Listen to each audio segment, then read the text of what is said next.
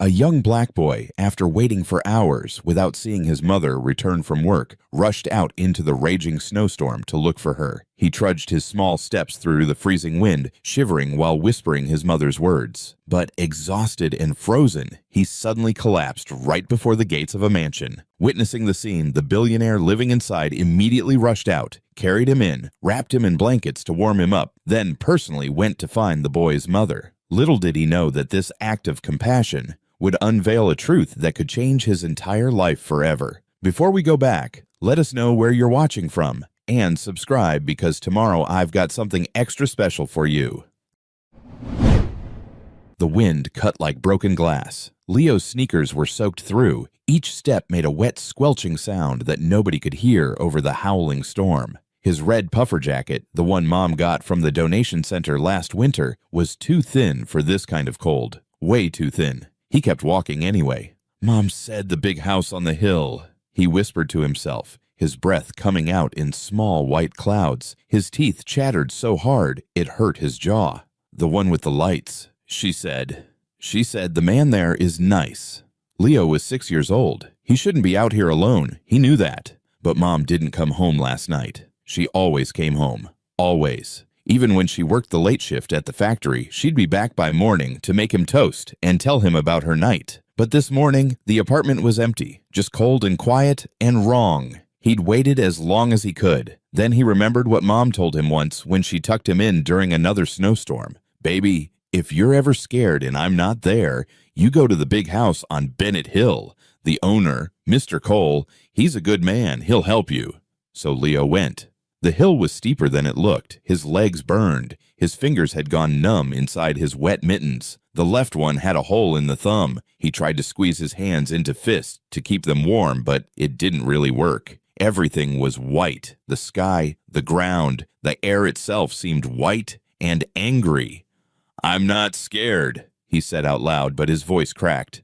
"I'm not." He was terrified. The mansion appeared through the snow like something from a movie. Leo had seen it from far away before, but never this close. It was huge. Stone walls, tall windows, iron gates that looked like they belonged to a castle. Warm light glowed from inside, making the snow around it look orange and gold. It was the most beautiful thing Leo had ever seen. It was also the most intimidating. He stumbled up to the front gate, his legs shaking. From cold or fear, he couldn't tell anymore. There was a camera mounted on the stone pillar, its red light blinking. Leo stared up at it, wondering if anyone could see him. His face felt stiff. He tried to wave, but his arm was so heavy. "Please," he whispered toward the camera. "Please, I need help. My mom." A gust of wind slammed into him from the side. Leo gasped, tried to catch his balance, but his legs gave out. He hit the snow hard. It was soft, but so cold. He tried to push himself up, but his arms wouldn't work right. Everything felt far away suddenly. Fuzzy. He could see the gate starting to open, its motor humming somewhere in the storm. Someone must have seen him. Someone was coming. "Mom," he mumbled into the snow. His eyes were so heavy. I tried to find you." The world went sideways, then dark. Ryan Cole hated winter. He hated the cold, the ice, the way his schedule got disrupted by weather delays. He especially hated mornings like this when his driver called in sick and he had to get his own car out of the garage. He had a board meeting in 40 minutes, a conference call with Tokyo in an hour, and a presentation that needed final revisions before noon. He didn't have time for this. Ryan grabbed his black overcoat and his briefcase, already mentally reviewing the quarterly reports as he headed toward the garage. The house was silent, except for his footsteps. It was always silent. 3 floors, 8 bedrooms, and most days the only voice he heard was his own. He was halfway to his car when he glanced at the security monitor mounted by the door. The front gate camera showed nothing but snow. Except, wait. Ryan froze. There was something red in the snow. Just outside the gate, a splash of color that didn't belong. He dropped his briefcase. By the time he reached the gate, his expensive shoes were ruined and his pants were soaked to the knees. But he didn't care. The red thing wasn't a thing. It was a child, a little boy in a red jacket, lying face down in the snow. "Jesus Christ," Ryan breathed. He fell to his knees beside the boy. His hands, usually so steady in negotiations and presentations, shaking as he turned the small body over. The kid was black, maybe 6 or 7 years old, with snow crusted on his eyelashes. His lips had a bluish tint that made Ryan's stomach drop, but he was breathing. Shallow, but breathing. "Hey," Ryan said. Too loud, too sharp. He forced himself to calm down. "Hey, kiddo, can you hear me?" The boy's eyes fluttered open for just a second. They were brown and confused and scared. His lips moved, barely forming words. "Sir, my mom, she didn't come home." Then his eyes rolled back, and he went limp. Ryan didn't think. He scooped the boy up, so light, way too light, and ran toward the house. The kid's head lolled against Ryan's chest. His jacket was damp and thin, practically useless against this kind of cold. How long had he been out here? "Margaret!" Ryan shouted as he burst through the front door. His housekeeper appeared from the kitchen, her eyes going wide. "Get blankets, turn up the heat in the guest room, and call Dr. Morrison now." He didn't wait for a response. He took the stairs 2 at a time, still holding the boy against him. The kid was starting to shiver now. That was good. That meant his body was still trying to warm itself up. Ryan shouldered open the door to the nearest guest room and laid him carefully on the bed. The boy curled into himself immediately, still unconscious, his whole body trembling. Ryan pulled off the wet jacket, the soaked sneakers, the threadbare socks. Everything the kid wore was either too small or falling apart, or both. His t-shirt had a cartoon character on it that was so faded Ryan couldn't tell what it was supposed to be. Margaret rushed in with an armful of blankets. Together, they wrapped the boy up, piling the covers high. Ryan grabbed a towel and gently dried the snow from the kid's hair, his face, his small hands. "Dr. Morrison is on his way," Margaret said quietly. She was staring at the boy with the same shock Ryan felt. "Who is he?" "I don't know." Ryan looked at the wet pile of clothes on the floor. "Check his pockets. Maybe there's an ID, a phone number, something." There was a small backpack Ryan hadn't noticed before, also soaked. Margaret picked it up carefully and unzipped it. She pulled out a pair of torn mittens, a plastic container that probably held lunch at some point but was empty now, a crumpled homework paper with Leo M. written in crayon at the top, and a drawing, a child's drawing done on the back of what looked like a utility bill. Ryan took the drawing. It showed 2 figures holding hands under a big yellow sun, one tall, one small, both colored in with brown crayon, smiling huge smiles. At the bottom, in shaky letters, "Me and Mommy." Something twisted in Ryan's chest. "His name is Leo," he said, his voice rough, "and he's looking for his mother." Leo woke up warm. That was the first thing he noticed. He was warm in a way he hadn't been since... He couldn't remember. The second thing he noticed was that nothing looked right. The ceiling was too high. The bed was too soft. There were curtains. Actual thick curtains, not bed sheets taped over windows. He sat up fast, his heart pounding. Where was he? "Easy there." Leo's head whipped toward the voice. A man sat in a chair beside the bed. He was tall, even sitting down, with neat dark hair and sharp eyes that looked gray in the light. He wore a white shirt with the sleeves rolled up and an expression Leo couldn't read. Not mean, but not exactly friendly either. Careful. "Who are you?" Leo's voice came out scratchy. His throat hurt. "My name is Ryan Cole. This is my house." The man leaned forward slightly. "You collapsed outside my gate. Do you remember that?"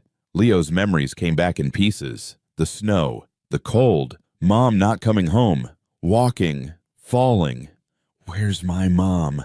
The words burst out of him. "I have to find my mom. She works at the loud place, the factory. She didn't come home and I..." "Hey, slow down." Ryan held up a hand. His voice was firm, but not angry. "What's your mother's name?" "Sophia. Sophia Mitchell." Leo clutched the blankets. They were so soft. Everything here was soft and clean and expensive looking, and he didn't belong here, but he didn't know where else to go. "She works at the factory, the Holden factory. She said you were nice. She said if I needed help." Ryan's expression changed. Something flickered across his face, surprise maybe, or recognition. "Your mother works at Holden Manufacturing?" Leo nodded, afraid to say more. "Adults got weird when you talked about the factory. Mom said not to tell people she worked there because they might look down on them. But this man, Mr. Cole, he didn't look like he was judging. He looked worried. When did you last see her?" "Yesterday morning. She said she had to work a double shift." Leo's eyes burned. He would not cry. He wouldn't. "She always comes home Always. But this morning she wasn't there, and I waited, but she didn't come, so I thought—" He couldn't finish. The tears came anyway, hot and embarrassing. Ryan stood up. For a second, Leo thought he was leaving, but instead he sat down on the edge of the bed, closer. His face was serious, but not cold anymore. "Leo, listen to me carefully. Holden Manufacturing is my factory. I own it." He paused, letting that sink in. "And if your mother is there and something's wrong, we're going to find her. Right now." Leo stared at him. This was the boss? Mom's boss? The owner of everything? "You'll help me find her."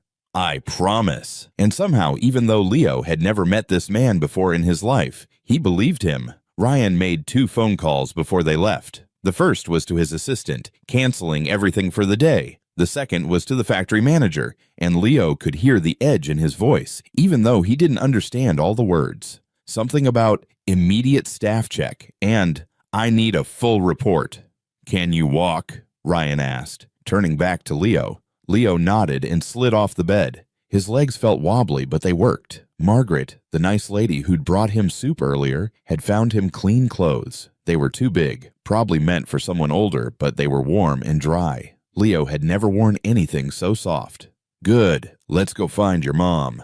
The car was bigger than Leo's entire bedroom. Black leather seats, screens everywhere, and it was already warm when they got in. Ryan drove fast, but not scary fast, his jaw tight, his eyes fixed on the road. Leo sat in the back, watching the snow-covered streets blur past.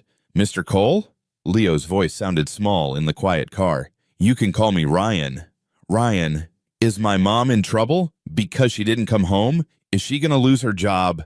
Ryan's hands tightened on the steering wheel. "No, your mom is not in trouble. But I need to understand what's happening at that factory." Leo didn't understand what that meant, but the way Ryan said it made him feel a tiny bit safer. The factory appeared after 20 minutes of driving. It was huge and gray and ugly, with smokestacks and metal walls and trucks parked everywhere. Even from outside, Leo could hear the noise, banging and whirring, and the sound of machines that never stopped. Mom said the noise gave her headaches, but she never complained. She said they needed the money. Ryan parked in his reserved spot near the main entrance. He got out and came around to open Leo's door, then hesitated. "Stay close to me," he said. "Don't let go of my hand." Leo grabbed his hand. Ryan's palm was warm and steady. Together they walked through the front doors. The noise hit Leo like a wall. Everything was loud and smelled like metal and oil. Workers in stained uniforms moved between machines, most of them not even looking up. A few glanced over and did double takes when they saw Ryan. Their faces went carefully blank, the way Mom's face did sometimes when the landlord came by. A man in a tie hurried over, his face red and sweaty. "Mr. Cole, sir, we weren't expecting a—" "I need to speak with Sophia Mitchell. She's on the production line." Ryan's voice was calm, but had an edge to it. "Where is she?" The manager's eyes flicked to Leo, then back to Ryan. "Mitchell, let me check the schedule." "Now, please." The manager pulled out a tablet, his fingers fumbling across the screen. "She clocked out about 2 hours ago. End of her shift." Leo's stomach dropped. "But she didn't come home." The manager looked uncomfortable. "Sir, I'm sure there's an explanation. Check if anyone's seen her. Check the break rooms, the parking lot, anywhere she might be." Ryan's voice grew sharper. "This child walked through a blizzard looking for his mother because she didn't come home, so I suggest you find her quickly." The manager's face went pale. He grabbed his radio. "All supervisors, this is Henderson. I need eyes on Sophia Mitchell. Production line 3. Anyone seen her in the last 2 hours?" Static. Then a voice crackled back. "Yeah, she's still here. Medical room. She wasn't feeling well after her shift." Ryan's jaw clenched. "Take us there." They followed the manager through the factory floor. Leo's hand stayed tight in Ryan's as they weaved between machines and workers. The medical room was at the back, a small space with a cot, a desk, and a first aid kit on the wall. Mom was sitting on the cot, her head in her hands. She looked exhausted, dark circles under her eyes, her uniform wrinkled and stained with sweat. When she heard the door open, she looked up. Her eyes went wide. "Leo? Baby, what are you—" Then she saw Ryan behind him. "Mr. Cole." She tried to stand, swaying slightly. Ryan moved forward quickly, his hand going to her elbow to steady her. "Mrs. Mitchell, sit down, please." Sir, I'm fine. I just needed a minute after my shift. Mommy! Leo pulled free from Ryan and ran to her, wrapping his arms around her waist. You didn't come home. I was so scared. Mom's face crumpled. She pulled Leo close, her whole body shaking. Oh, baby, I'm so sorry. I'm so sorry. She looked over his head at Ryan, tears streaming down her face. I was going to call for a cab. I just felt dizzy, and the nurse said I should rest for a few minutes before driving. You drove here? Ryan's voice was tight. The bus doesn't run early enough for my shift. I have to drive. She swayed again, and Ryan pulled over the room's only chair, positioning it behind her. Sit. Now! It wasn't a request. Mom sank into the chair, still holding Leo. Ryan turned to the manager. How long was her shift? The manager checked his tablet. Standard 8 hours, 6 p.m. to 2 a.m. And the shift before that? The manager's face went red.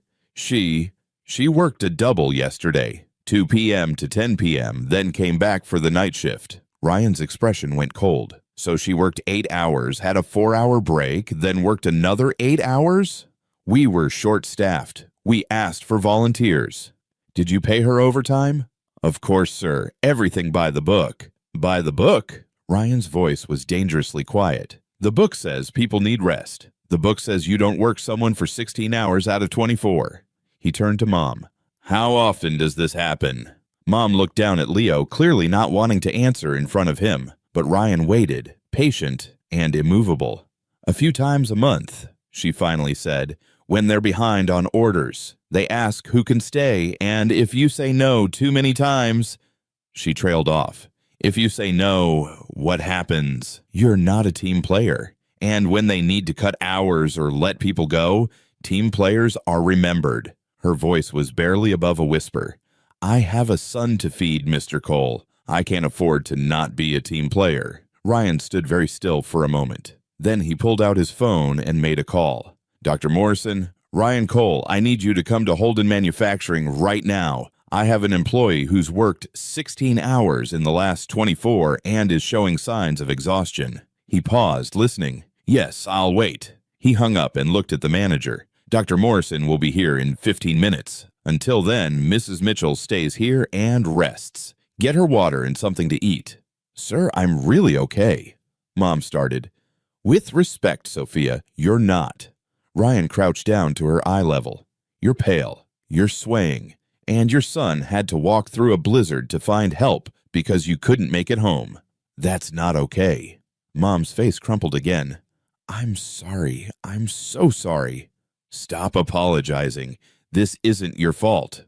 Ryan stood and turned to the manager. I want a full report on overtime practices in this facility, every instance in the last 6 months, on my desk by tomorrow morning. Mr. Cole, I assure you we're following all regulations. Then the regulations aren't good enough. Ryan's voice cut through the room. If my employees are too exhausted to drive home safely, something is wrong, and I'm going to fix it. Dr. Morrison arrived 20 minutes later, a kind-faced man with gray hair and a calm demeanor. He examined Mom while Ryan took Leo into the hallway to give them privacy. Is Mommy gonna be okay?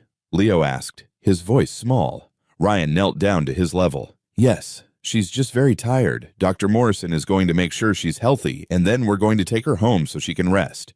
She works too hard. I know. Ryan's voice was gentle. And that's going to change. I promise you. How? I'm going to make sure the people who work for me have time to rest, time to be with their families, time to be human beings, not just workers. Ryan met Leo's eyes. Your mom shouldn't have to choose between taking care of you and keeping her job. Mom says that's just how things are. Well, I'm going to change how things are. Dr. Morrison emerged from the medical room. She's dehydrated and exhausted, but otherwise healthy. I've given her some fluids and vitamins. She needs rest. At least 2 full days, no work. She'll have it. Ryan stood. Thank you for coming so quickly. Of course. Dr. Morrison glanced at Leo, then back to Ryan. This is the boy who walked through the snow? This is Leo. Dr. Morrison held out his hand, and Leo shook it solemnly. You're very brave, young man, and you did exactly the right thing by asking for help. I remembered what Mom said about Mr. Cole being nice. She was right. Dr. Morrison smiled. Take care of your mother, okay? Make sure she rests. I will. They went back into the medical room. Mom was standing now, moving slowly but more steady. She'd changed into clean clothes someone had brought her, a simple sweater and jeans from her locker. She looked embarrassed and grateful and exhausted all at once. Ready to go home? Ryan asked. I can take a cab. I'm driving you. No arguments. The ride to Mom's apartment was quiet. Leo sat in the back with Mom, holding her hand the whole way. She kept whispering apologies to him, and he kept telling her it was okay, that he wasn't mad. Ryan drove carefully, checking on them in the rear-view mirror every few minutes. When they pulled up to the apartment building, Ryan helped Mom out of the car. She was steady on her feet, but moved like everything hurt. Thank you, she said, for everything. For finding Leo, for coming to the factory, for... Sophia. Ryan's voice was gentle. You don't need to thank me. Just rest. Take care of yourself. I need to call the factory. Let them know I can't come in tonight. Already done. You're on medical leave for the next 3 days paid. Doctor's orders. Fresh tears spilled down her cheeks. Mr. Cole, I don't know how to repay you. You don't have to repay me. You have to rest. He glanced at Leo. And you have to let this brave kid take care of you for a change. Leo straightened up, taking his job seriously. I'll make sure she rests. Good man. Ryan smiled, then looked back at Mom. I'll check in tomorrow. If you need anything, groceries, medicine, anything, you call me. Understood? Mom nodded, not trusting her voice. They watched Ryan drive away, his expensive car looking out of place on their shabby street. Then Mom and Leo went inside, and Mom immediately collapsed on the couch. I'm sorry, baby, she whispered. You must have been so scared. I was, but Ryan helped us. Leo climbed onto the couch beside her. Mom, is he really going to make things better at the factory? I don't know, sweetie. I hope so. I think he will. He promised. And somehow, even though they barely knew Ryan Cole, they both believed him. Ryan didn't sleep that night. He sat in his home office, laptop open, going through reports he should have read months ago. Personnel files, overtime records, incident reports. The numbers painted a picture he didn't like. Holden Manufacturing had always been his pride. One of his first acquisitions, turned profitable within 2 years. But looking at the data now, he saw the cost of that profitability. Average overtime hours had doubled in the last 18 months. Employee turnover was up 30%. There had been 3 worker injuries in the past quarter alone, all during extended shifts. He'd been so focused on expansion, on opening new facilities and landing new contracts, that he'd stopped paying attention to how his existing operations were running. He'd hired managers to handle the details, trusted them to do their jobs, and never questioned why productivity kept increasing while labor costs stayed flat. Now he knew they were squeezing more work out of fewer people. His phone rang at 2 a.m. He answered without checking the caller ID. Cole. Sir, it's Marcus Reeves, his head of operations.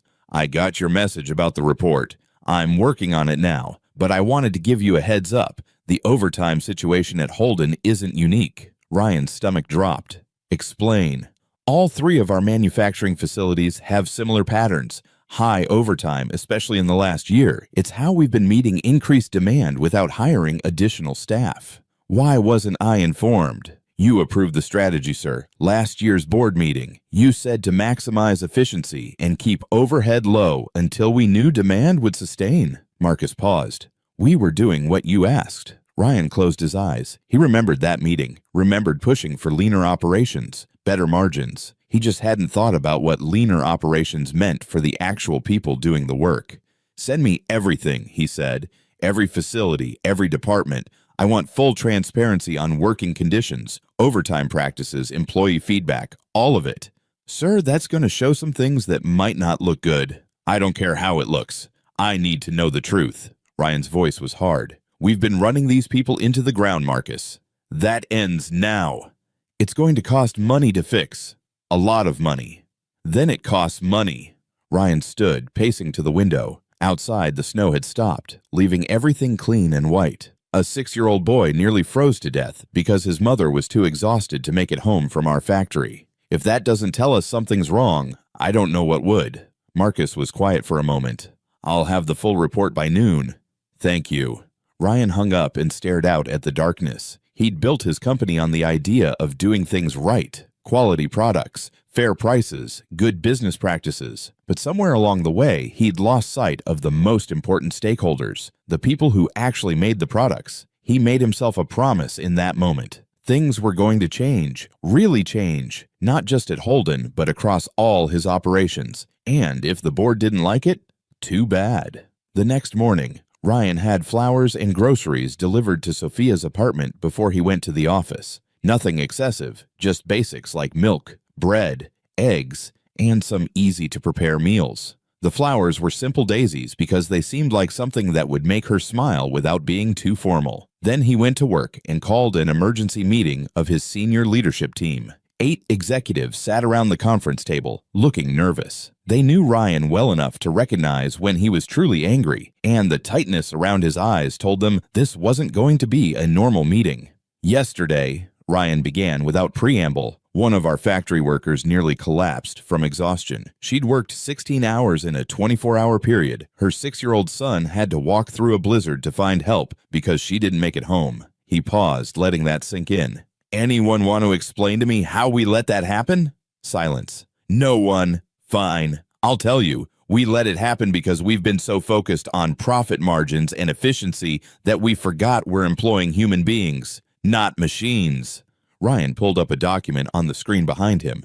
These are our overtime statistics for the past year. Anyone see a problem? The numbers were staggering. Some employees had logged over 100 hours of overtime in a single month. This is unsustainable and unethical, Ryan continued. I don't care if people volunteered for this overtime. When your choice is between working yourself to death or losing your job, that's not really a choice.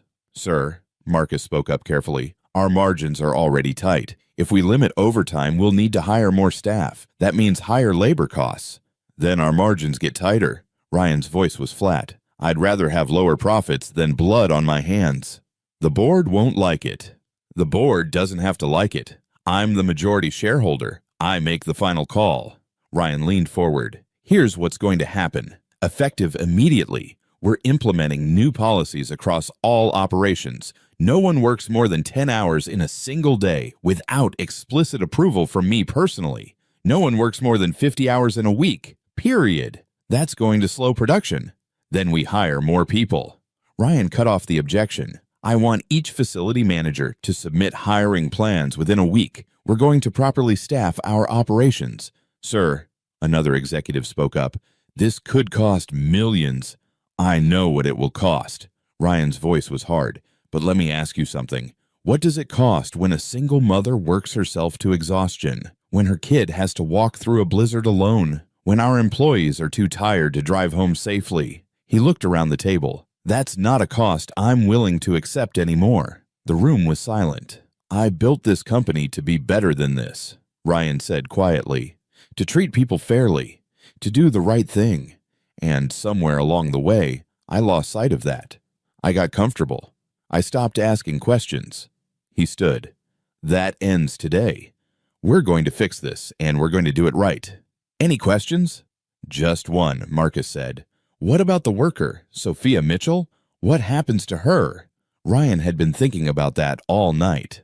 I want to offer her a position at corporate headquarters, something that uses her skills but doesn't require physical labor or overtime. Can HR put together some options?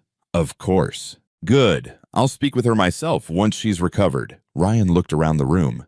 Anything else? No one spoke. Then get to work. I want those reports and hiring plans on my desk by end of week. The executives filed out, whispering to each other. Ryan stayed behind, staring at the overtime statistics on the screen. He'd made his fortune being smart, being strategic, being ruthless when necessary. But he'd never wanted to be cruel. And working people to exhaustion was cruel, no matter how you justified it. His phone buzzed, a text from an unknown number. This is Sophia Mitchell. Thank you for the groceries and flowers. You didn't have to do that. Leo wants to know if you'd like to come for dinner sometime to thank you properly. Ryan smiled despite himself. He typed back, you don't need to thank me, just rest, but yes, I'd love to have dinner with you both, when you're feeling better. 3 dots appeared, then, you're a good man, Mr. Cole. He stared at those words for a long time. He wasn't sure if they were true, not yet, but he was going to try to become the kind of man who deserved them. 5 days later, Ryan knocked on Sophia's apartment door, holding a briefcase and a bag of takeout. "I hope you don't mind," he said when she opened the door, looking surprised. "I brought Chinese food, and I wanted to talk to you about something."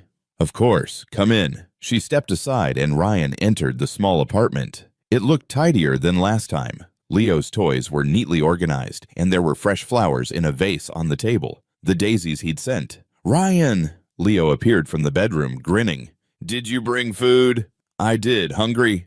"Always." They sat around the small table, unpacking containers of noodles and rice and vegetables. Sophia looked better, rested with color back in her face, but she was quiet, almost nervous. "How are you feeling?" Ryan asked. "Much better. Thank you for everything. The flowers, the groceries, the time off." She smiled, but it didn't quite reach her eyes. "I'm supposed to go back to the factory tomorrow." "Actually, that's what I wanted to talk to you about." Ryan set down his chopsticks. "I have a proposition for you." Sophia's smile faded. "Mr. Cole." "Ryan, please." "Ryan, if this is about what happened, I promise it won't happen again. I'll manage my time better." "That's not it." Ryan pulled a folder from his briefcase. "I've been reviewing operations across all my facilities. The overtime situation at Holden isn't unique. It's systemic, and it's my fault for not paying attention." "You can't blame yourself." "Yes, I can. I'm the owner. The responsibility is mine." He opened the folder. "I'm making changes, new policies, new hiring, new management structure. But I need people who understand what's wrong with the current system, people who've lived it." Sophia looked confused. "I don't understand." "I want to offer you a job at headquarters as my administrative assistant." The room went silent. Leo's eyes went wide. Sophia just stared. What?" "My current assistant is transferring to our London office. I need someone organized, intelligent, and honest.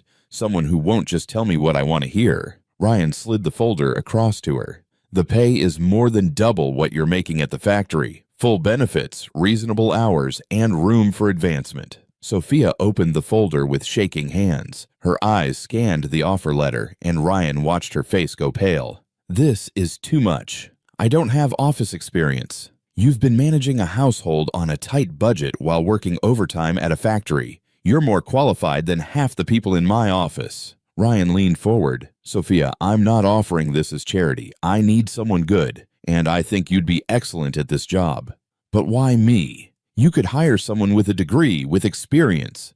"Because you understand what it's like to struggle, to work hard and still barely get by. That perspective is valuable." Ryan's voice was gentle. "And because your son walked through a blizzard to save you. That tells me you're someone who inspires incredible loyalty. That's the kind of person I want working with me." Tears welled in Sophia's eyes. "I don't know what to say." "Say you'll think about it. You don't have to decide right now." "Can I really do this? Office work?" Sophia looked down at her hands, rough from factory work, nails cut short. I'm not polished, like the people who work in those buildings downtown." "Polish is overrated. Substance matters more." Ryan smiled. "Besides, Leo told me you're the smartest person he knows. I trust his judgment." Leo nodded seriously. "Mom's really smart. She helps me with all my homework." Sophia laughed through her tears. "Baby, you're in first grade. The homework is addition." "Still counts." Ryan watched them together, the easy affection, the way they teased each other. He felt something twist in his chest, something he couldn't quite name. Envy, maybe. Not of what they had, but of never having experienced it himself. "Can I ask you something?" Sophia said quietly, once Leo had gone back to his room to play. "Why are you really doing this? The job offer, the policy changes, all of it. Is it guilt?" Ryan considered the question carefully. "Partly, yes. I feel responsible for what happened to you, but it's more than that." He paused, trying to find the right words. "I spent my whole life building a company, chasing success, and I thought I was doing it the right way, working hard, being smart, playing by the rules. But I forgot to ask myself why I was doing it.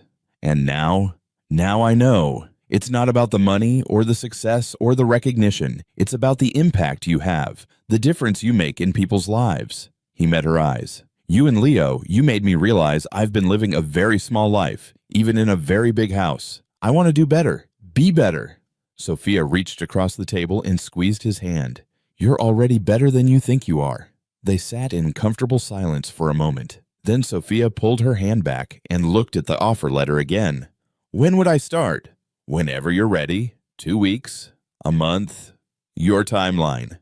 And if I'm terrible at it, then I'll train you until you're good at it. But I don't think that will be a problem. Ryan smiled. You managed to keep yourself and Leo afloat on an impossible budget while working a job that would break most people. I think you can handle scheduling my meetings. Sophia laughed. A real laugh this time. Okay, yes, I'll do it. Yes? Yes.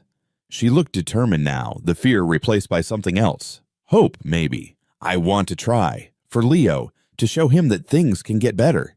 They will get better. I promise. Leo appeared in the doorway.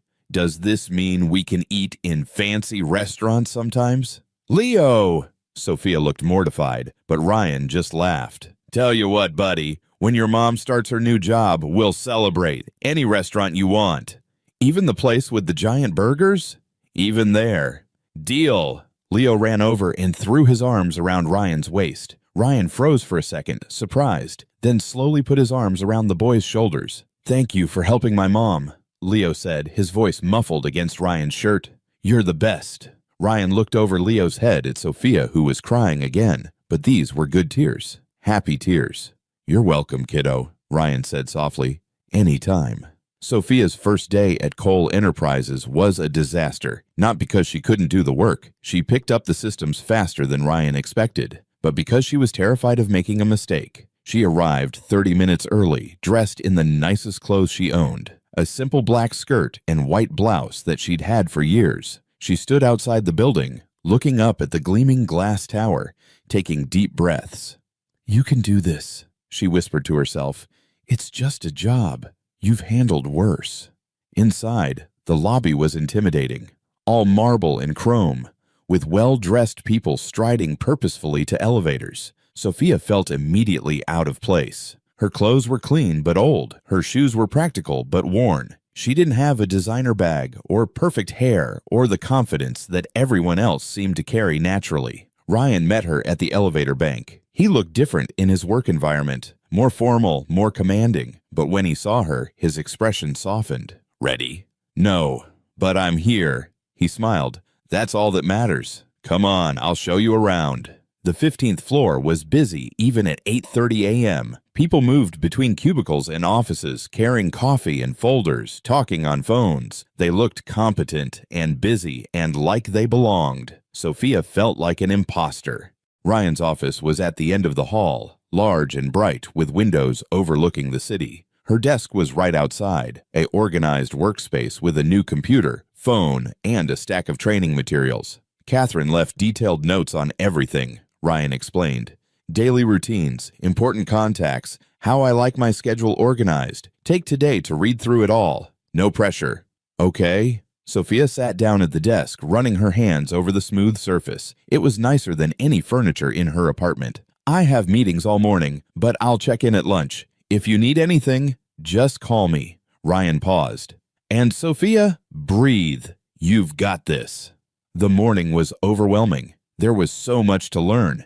Computer systems, phone protocols, file organization. Catherine's notes were thorough but dense.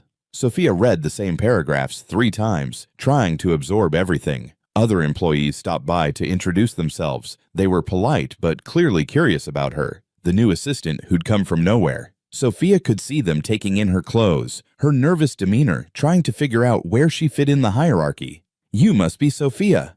A woman in an expensive suit extended her hand. I'm Jennifer from HR. Welcome to the team. Thank you. Sophia shook her hand, very aware of how rough her own hands felt. Where did you work before this? Holden Manufacturing, on the production line. Jennifer's eyebrows rose. Oh, that's different. Well, if you need anything, my office is on 12.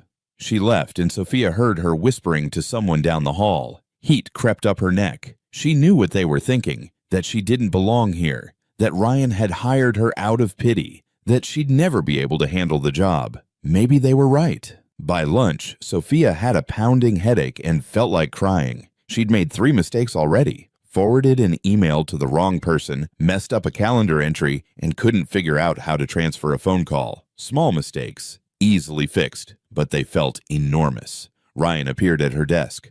Ready for lunch? I can eat here. I have so much to learn. You need a break. He grabbed his coat. Come on. They went to a quiet restaurant nearby. Sophia barely tasted her food, too anxious about all the work waiting for her. How's it going? Ryan asked. Honestly, I'm drowning. Sophia set down her fork. Everyone here is so smart and confident, and I don't even know how to work the copy machine. What was I thinking? Accepting this job.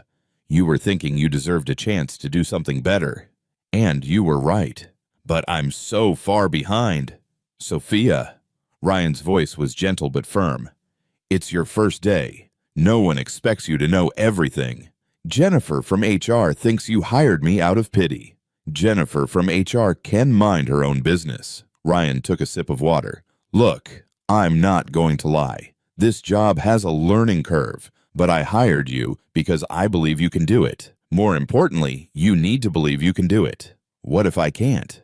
Then we'll figure it out together, but I don't think that's going to be a problem. He smiled. You know what I noticed this morning? You took detailed notes on everything. You asked smart questions. You didn't pretend to understand something when you didn't. Those are exactly the qualities I need in an assistant. Sophia felt some of the tension ease from her shoulders. Really? Really? Give it 2 weeks. If you still hate it, we'll talk about other options. But I think you're going to surprise yourself. The afternoon was better. Sophia stopped trying to memorize everything at once and just focused on one task at a time. When she made mistakes, she fixed them and moved on. When she didn't understand something, she asked. At 5 p.m., Ryan appeared at her desk. Go home, be with Leo. But there's still so much. There will always be more work. That's the nature of jobs. Ryan was already packing up his own briefcase. Part of being good at this job is knowing when to stop. Your son needs you more than these files do. Sophia saved her work and shut down her computer. As she gathered her things, she realized something. She'd made it through the first day. She was exhausted and overwhelmed, but she'd survived. Ryan, she called as he headed toward the elevator. He turned back. Yeah, thank you for believing in me. Thank you for taking the chance.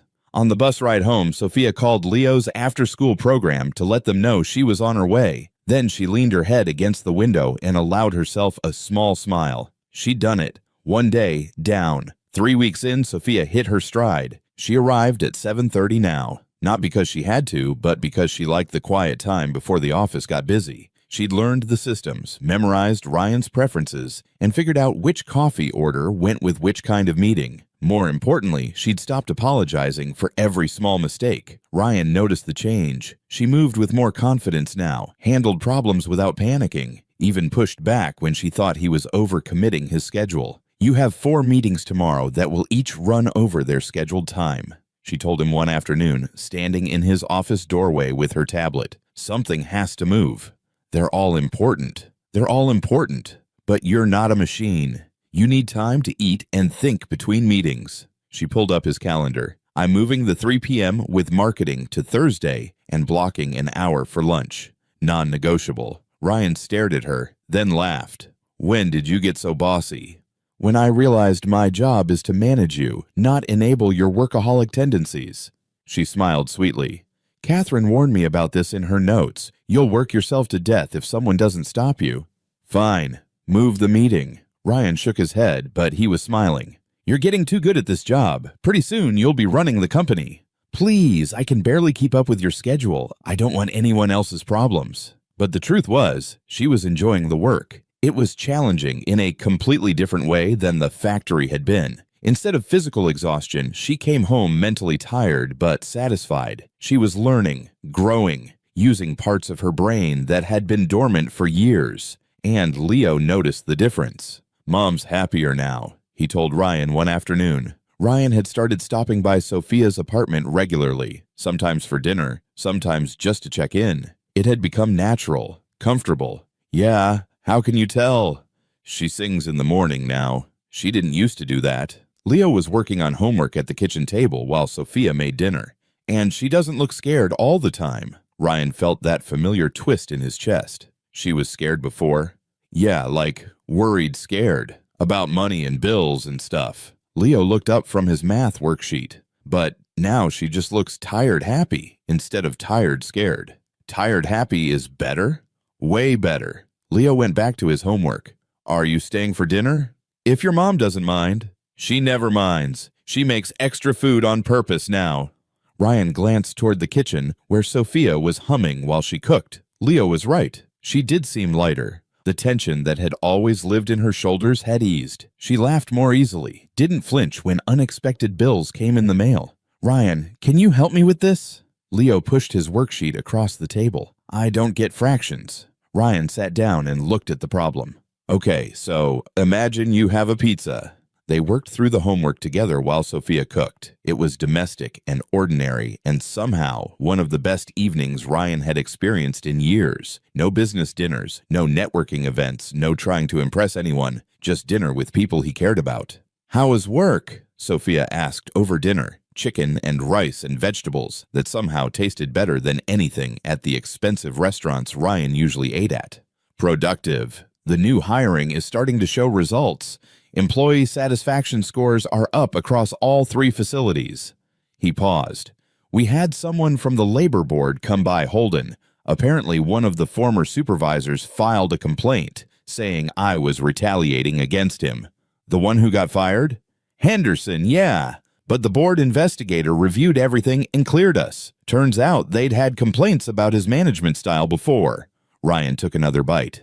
The investigator actually complimented our new policies, said more companies should follow our model. Sophia smiled. That's wonderful. It's expensive, Ryan admitted, but it's right. And honestly, I think we'll be more profitable long term. People work better when they're not exhausted. Imagine that. They grinned at each other across the table, sharing the inside joke. Leo looked between them, not understanding, but happy they were happy. After dinner, Ryan helped with dishes while Leo took his bath. It was comfortable, working in the small kitchen together. Their hands occasionally brushed, reaching for the same plate, and they'd laugh and apologize, even though neither of them really minded. Can I ask you something? Sophia said, handing him a dripping plate to dry. Sure. Why don't you date? I mean, you're successful, you're... She paused, blushing slightly. Attractive. You must have women interested in you. Ryan was quiet for a moment, focusing on drying the plate. I tried dating for years, but it never worked out. Why not? Because I was never really present. My mind was always on work, on the next deal, the next acquisition, and the women I dated, they were interested in the money and the status, not... He trailed off. Not you. Not me. He set down the plate. After a while, I just stopped trying. Seemed more honest to be alone than to pretend I was capable of giving someone the attention they deserved. Sophia turned off the water and faced him. You're capable of it now. Look at how you are with Leo. With me. You're present and attentive and kind. That's different. How? Because I'm not trying to impress you. I can just be myself. Ryan leaned against the counter. With you and Leo, there's no pretense, no performance. It's just real. Real is good. Real is better than I ever expected. He smiled.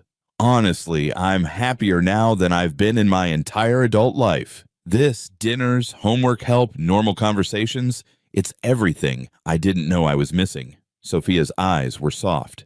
You know you're part of our family now, right? Not just my boss or Leo's friend. Family. Yeah. Ryan's voice was rough. Yeah. She reached out and squeezed his hand. The best kind of family. The one we choose. Leo appeared in the doorway in his pajamas, hair still damp from the bath. Ryan, will you read me a story? Of course, buddy. They moved to Leo's small room, and Ryan sat on the edge of the bed while Leo picked out a book. Sophia stood in the doorway, watching them with an expression that made Ryan's chest tight. This was what mattered, not board meetings or profit margins or business success. This, being part of something real, being needed, being loved not for what you could provide, but for who you were. He read Leo 2 chapters, and by the end, the boy was nearly asleep. Ryan tucked the blanket around him carefully. Night, Uncle Ryan. Leo mumbled. Ryan froze. It was the first time Leo had called him that. He looked at Sophia, who was smiling with tears in her eyes. Night, Leo, he whispered back. Sweet dreams. The call came on a Tuesday afternoon in May. Sophia was at her desk, organizing Ryan's schedule for the following week, when her phone rang. The school. Her heart immediately started racing. Schools only called when something was wrong. Ms. Mitchell, this is Principal Davis from Riverside Elementary. Leo's fine, but there's been an incident. What kind of incident?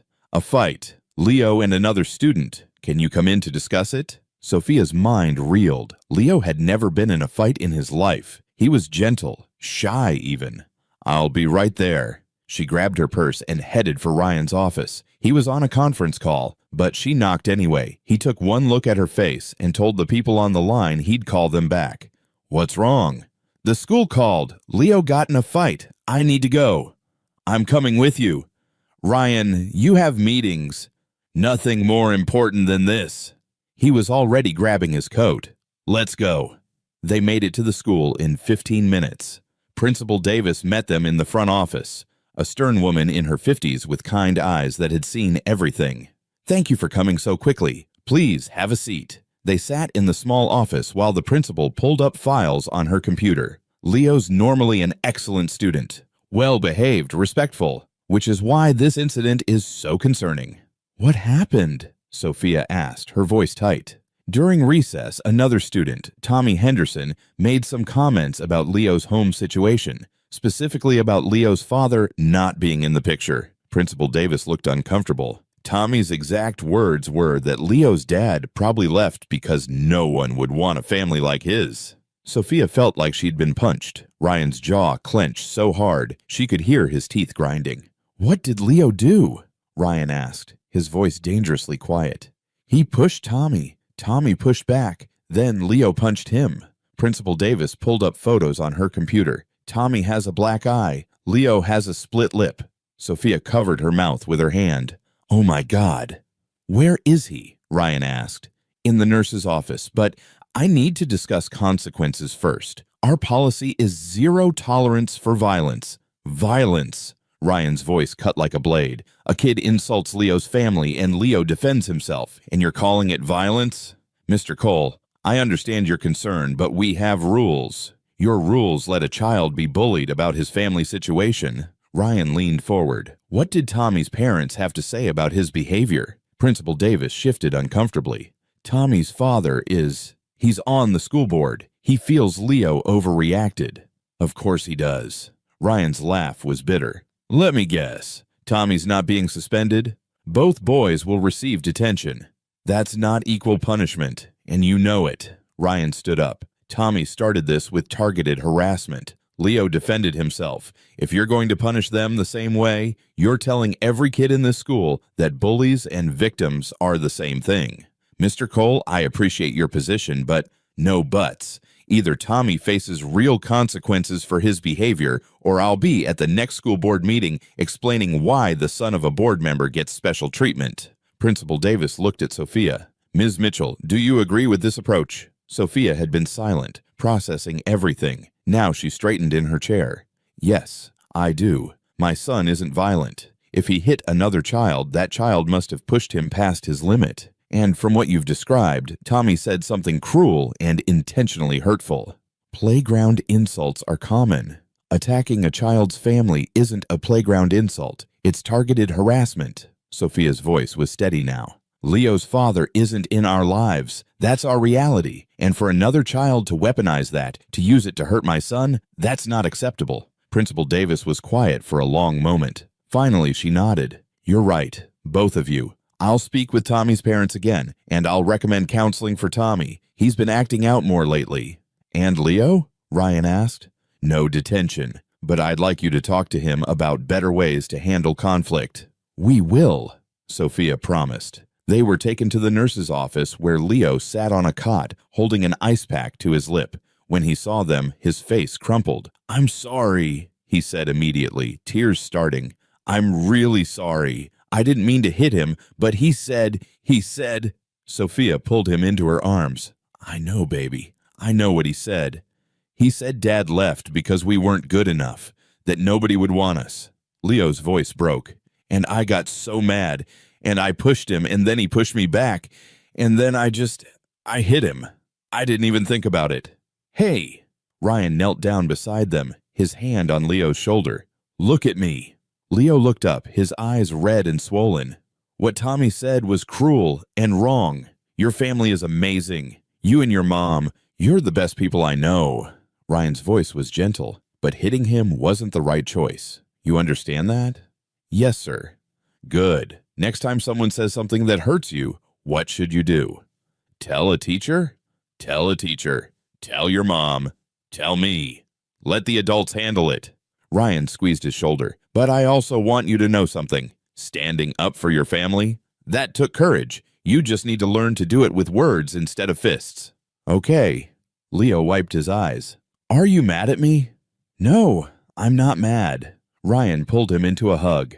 "I'm proud of you for defending your mom. Just wish you'd chosen a different way to do it." They took Leo home, stopping for ice cream on the way, even though it was barely past lunch. Leo was quiet, still processing everything. When they got to the apartment, he went straight to his room. Sophia collapsed on the couch, exhausted. Ryan sat beside her. "That Henderson kid," she said quietly. "His father is Paul Henderson, the supervisor you fired." Ryan closed his eyes. "Of course he is.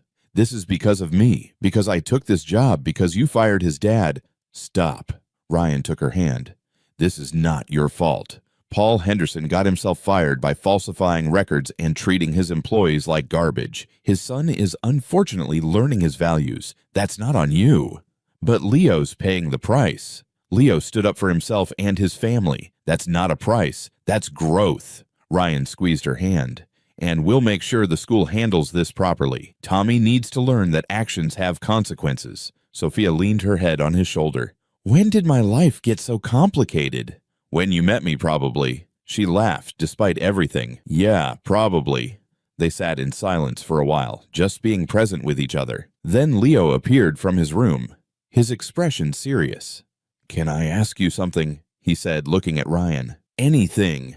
Tommy said his dad said you stole his job and ruined his life." Leo climbed onto the couch between them. "Is that true?" Ryan chose his words carefully. "Tommy's dad worked at the factory where your mom used to work. He was in charge of scheduling, and he was making people work too many hours. It was dangerous and wrong, so I let him go."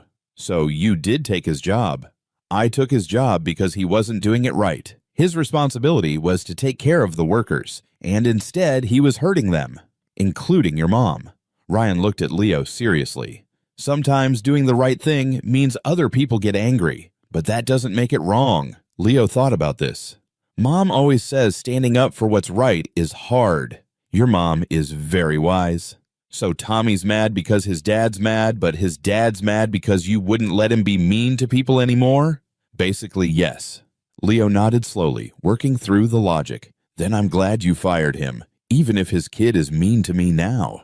Ryan pulled Leo close. "You're a good kid, you know that?" "I hit someone." "You made a mistake. Good people make mistakes sometimes. What matters is you learn from them." That night, after Ryan had left and Leo was in bed, Sophia sat alone in the quiet apartment. She thought about everything that had happened, the job, the fight, the complicated web of consequences that came from trying to do better. It would have been easier to stay at the factory, to keep her head down, to avoid making waves. But looking at Leo's sleeping face, seeing how much more confident and happy he'd become, she knew they'd made the right choice. Change was hard, but staying stuck was harder. "I want to cook for Ryan," Leo announced one Saturday morning in June. "Like a real fancy dinner." Sophia looked up from her coffee. "Baby, you're 7.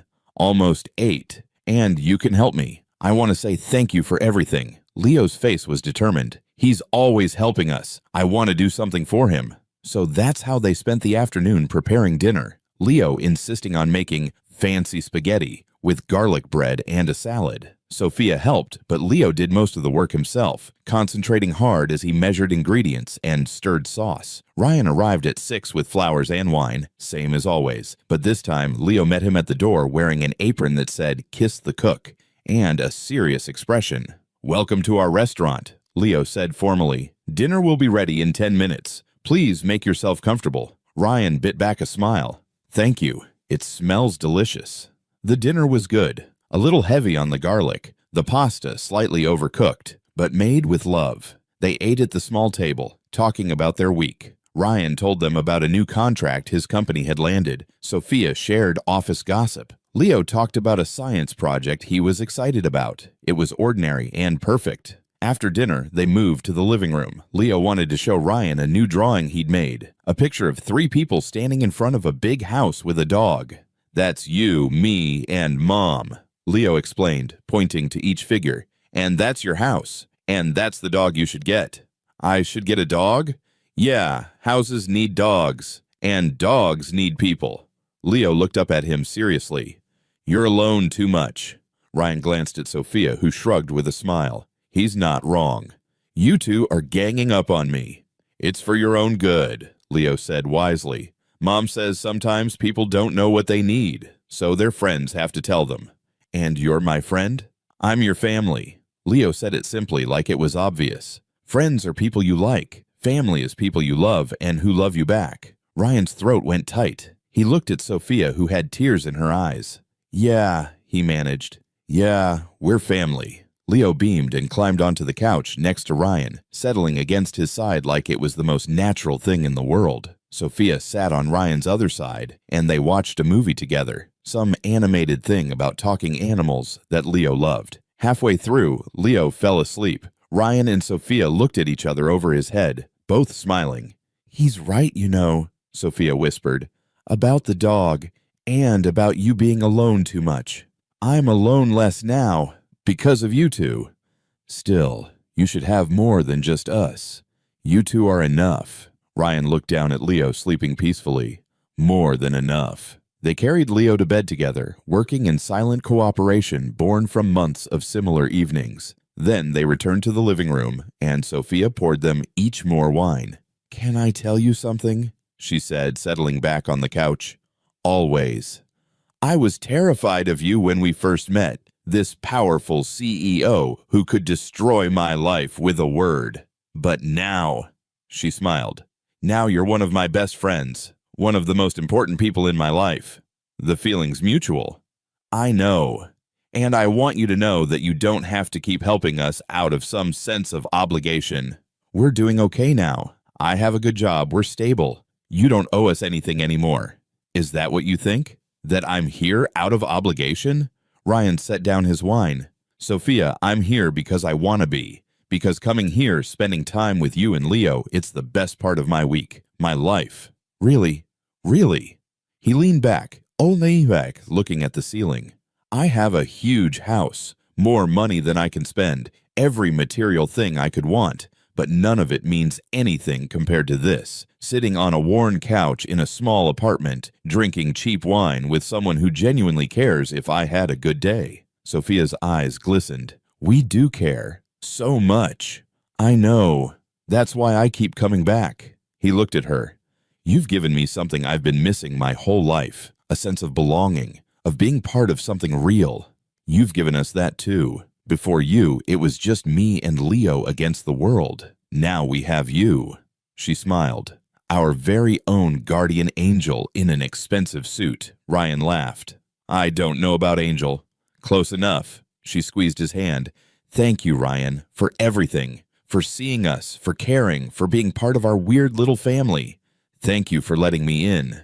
They sat in comfortable silence, hands clasped, the movie still playing softly in the background. Outside, the city hummed with life, but inside this small apartment, everything was quiet and warm and exactly right. "I should probably go," Ryan said eventually, though he didn't move. "Or you could stay, watch another movie. The couch pulls out into a bed. It's not fancy, but it's comfortable enough." "You sure?" "I'm sure." Sophia smiled. "Besides, if you leave now, you'll miss Leo's reaction in the morning when he finds you still here. He'll be thrilled." So Ryan stayed. They talked for another hour about nothing and everything. Childhood memories, dreams for the future, fears and hopes. The kind of conversation you can only have with someone who truly knows you. When they finally set up the pull-out couch, Sophia brought Ryan a pillow and blanket. "Thanks for staying. Thanks for having me." She hesitated in the doorway to her room. "Ryan, that thing Leo said about family, people you love who love you back?" "Yeah." "He's right. That's what we are." She smiled. Sleep well." After she'd gone, Ryan lay in the darkness, listening to the sounds of the apartment settling, the distant hum of traffic. He thought about his mansion on the hill, so big and empty and cold despite all its luxury. This place, with its worn furniture and thin walls and cheap wine, felt more like home than anywhere he'd ever lived. Christmas came with snow again. Ryan had invited them to spend the holiday at his house. "It's practically tradition now," he'd said. "We started this thing in the snow. Might as well keep celebrating there." The mansion was transformed. Over the past months, Leo and Sophia had left their mark. Photos on the mantle, Leo's drawings on the fridge, a reading corner with comfortable chairs and good light. It looked lived in, loved. They spent Christmas Eve decorating the tree together. Ryan had bought way too many ornaments, and Leo delighted in hanging each one, telling stories about what they represented. "This one's a book because Mom loves reading. This one's a star because I want to be an astronaut. This one's a briefcase because Ryan works too much." Leo grinned at that last one. "Hey," Ryan protested, "I don't work too much anymore. You work medium much now. That's better." After the tree was done, they made cookies that turned out lopsided and watched old movies until Leo fell asleep under the tree, waiting for Santa. Sophia and Ryan sat on either side of him, the colored lights casting soft shadows. "This is nice," Sophia said quietly. "It really is. A year ago, I never could have imagined this. Any of it." She looked around the room. "I was so scared all the time. About money, about keeping Leo safe, about whether we'd make it. And now I'm still scared sometimes, but it's different. It's not survival fear anymore. It's just normal life fear, the kind everyone has." She smiled. "Having you in our lives made all the difference." Ryan was quiet for a moment. Then he reached under the tree and pulled out a small box. "I have something for you. Both of you, actually." Inside was a key on a silver chain. Sophia looked at it, confused. "It's a key to this house," Ryan explained. "I had it made months ago, but kept chickening out about giving it to you." "Ryan, let me finish." He took a breath. "I've been thinking about what Leo said, about family being people you love who love you back. And I realized something. I don't need a wife or kids of my own to have a family. I already have one." Sophia's eyes filled with tears. "You and Leo, you're my family. The one I chose, the one that chose me back." Ryan's voice was steady but emotional. "And I want you to know that this house isn't just mine anymore. It's ours, all three of us. You don't have to live here if you don't want to. Your apartment is your home. But this place, it's your home too, whenever you need it, whenever you want it." "Why are you doing this?" "Because I love you." Ryan said it simply, clearly, not romantically. "We've figured out that's not what this is. But deeply, truly, the way you love the people who matter most. You're my people, my family. And I want you to know you always have a place here." Sophia was fully crying now. "We love you too, so much." "I know." Ryan squeezed her hand. "So this is my promise. To both of you, I'll always be here. I'll always show up. I'll always be part of your lives for as long as you'll have me. Forever then. Forever works for me." Leo stirred in his sleep, mumbling something about Santa. They both smiled, wiping their eyes. "We should probably put him to bed," Sophia whispered. Together they carried Leo upstairs to the room that had slowly become his, filled with his books and toys and drawings. They tucked him in, and Ryan stood in the doorway watching Sophia smooth Leo's hair back from his forehead. "He's lucky to have you," Ryan said quietly. "We're lucky to have you." They stood there for a moment, two people who'd found each other in the most unexpected way and built something beautiful from it. Not romance, but something just as powerful, a genuine partnership built on respect, trust, and unconditional care. Downstairs, they sat by the fireplace with wine, watching the flames dance. "Can I ask you something?" Sophia said. "Do you ever regret it? Not having a traditional family? Wife, kids, the whole package?" Ryan considered the question. "Sometimes I wonder what it would have been like, but I don't regret this. What we have is real and honest and exactly what I need." He smiled. "Besides, I do have a kid, just not one I made. Leo thinks of you as his dad, you know. He won't say it because he doesn't want to make things weird, but that's how he sees you." Ryan's eyes stung. Yeah. You show up for his school stuff, help with homework, teach him things, make him feel safe. That's what dads do. She paused. The man who contributed DNA to Leo's existence. He's never been a father. But you're exactly what Leo needs. I'm not trying to replace. You're not replacing anyone. You're filling an empty space that was always there. Sophia smiled. And doing it beautifully. They sat in silence, watching the fire burn down to embers. Outside, snow was starting to fall again, soft and gentle. Sophia, yeah. Thank you for walking into my life, for trusting me, for letting me be part of this.